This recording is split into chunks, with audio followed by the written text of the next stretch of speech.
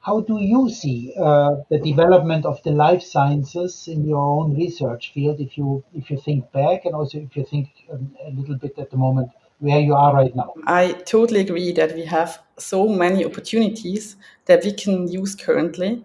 And even in my perspective, that is only like lasting 15 years, things have changed tremendously.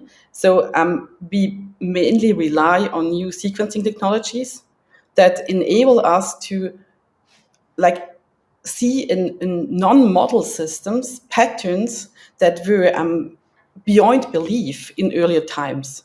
So we can really go into detail and could broaden our view from just a couple of model systems now to a diversity of system. And I think this is for me extremely essential because nature has evolved with so much more than what we can see mammals, for example. This offers many new opportunities, but are there also challenges there?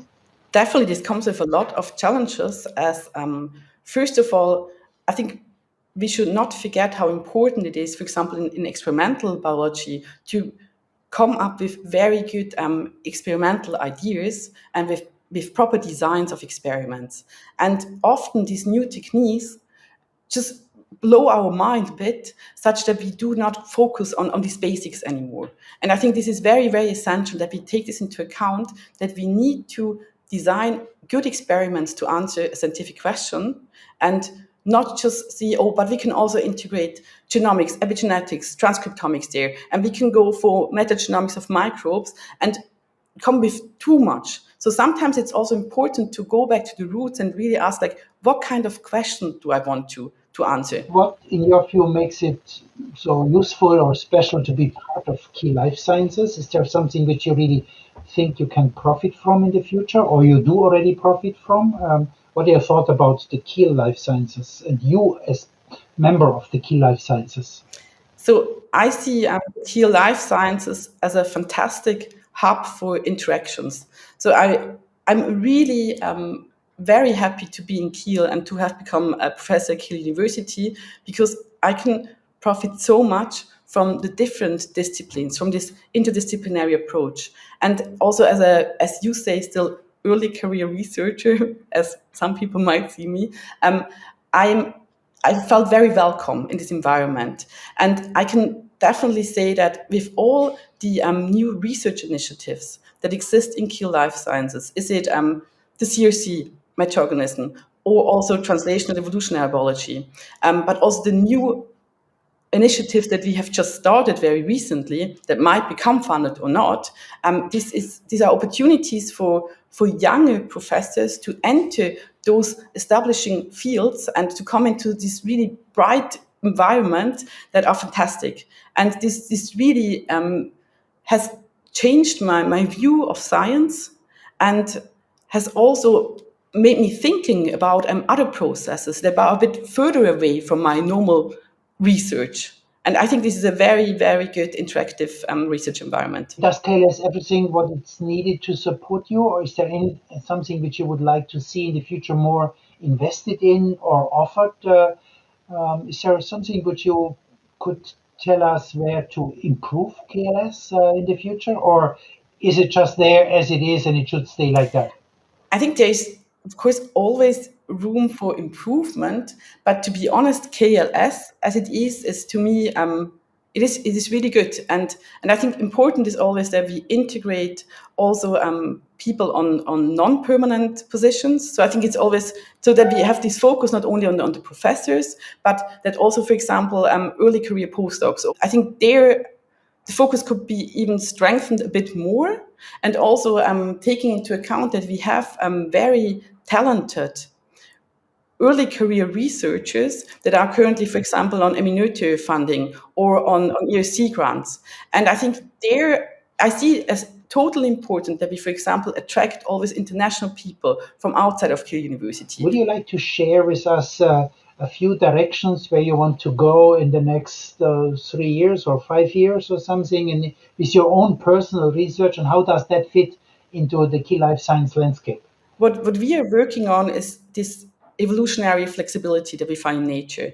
And in my view, it's extremely important to go beyond this mammalian view, which I've already said, and to like take unconventional model systems into account, because it's not only the life history strategy that can shape our life, but it's also genetic setups or hormonal-driven responses that are very essential, and they're definitely not just the norm as we see them in mammals. And so in my research, one of the focus areas that we have is the evolution of vertebrate immune systems.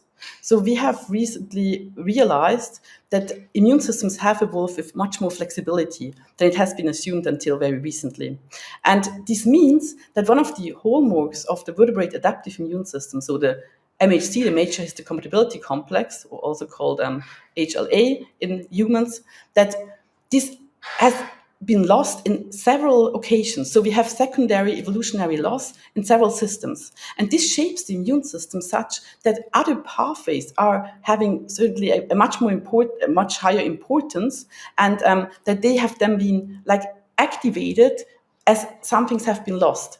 And this is something where I definitely want to go into much more detail to really understand evolutionary flexibility in immune responses, and also translate this potentially to human medicine. Because I think we are, in human medicine, we have a very dogmatic view, so to say, so that this is just a norm and that's how it is. And when we go now beyond the mammalian system and see this diversity and really take pieces of the puzzle from there and use them for our treatment optimization, then we can definitely profit from this. When we now understand how the syngnathids have, of course, in evolutionary timelines, resolved this challenge to have lost several important characteristics of the immune system, then this could potentially also help us to support precision medicine and personalized medicine.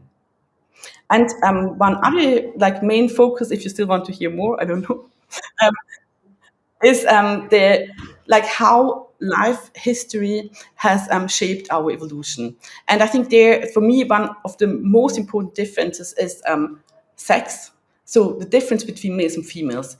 And also here, I think it's too simple to just say that the females are the ones who are producing the eggs and the males are contributing the sperm. There is so much more that is shaped by their life history. And this sex-specific life history. And I think this is also an issue that we have in human medicine, that human medicine is optimized for men mainly. And that these sex differences in immune systems are mediated by genetic, but also hormonal differences, and thus also in how disease should be treated, is not taken enough into account. With our research, where we focus on these unconventional life histories of these often sexual reversed fishes, where the males are pregnant, we can understand how much actually life history deviations are driving sex differences. And for this, then also see how this might have an important relevance in humans. Where do you see the key life sciences going in the future, or where should it go in the future? This research focus, where should it be in 5 years? I think it should continue as we're doing currently. And I think we have very, very important initiatives. Is it more on the medical side, for example, with precision medicine in chronic inflammation, or the suggested new excellence cluster in evolutionary rescue? I think this is exactly what we need. And I think if we can go there together and not against each other, so when the fields are moving even closer together and these interactions are even strengthened, then we can really take the massive challenges that we have in our society and in nature. And I hope that we can grow even closer together and really take this adventure all together and support each other's.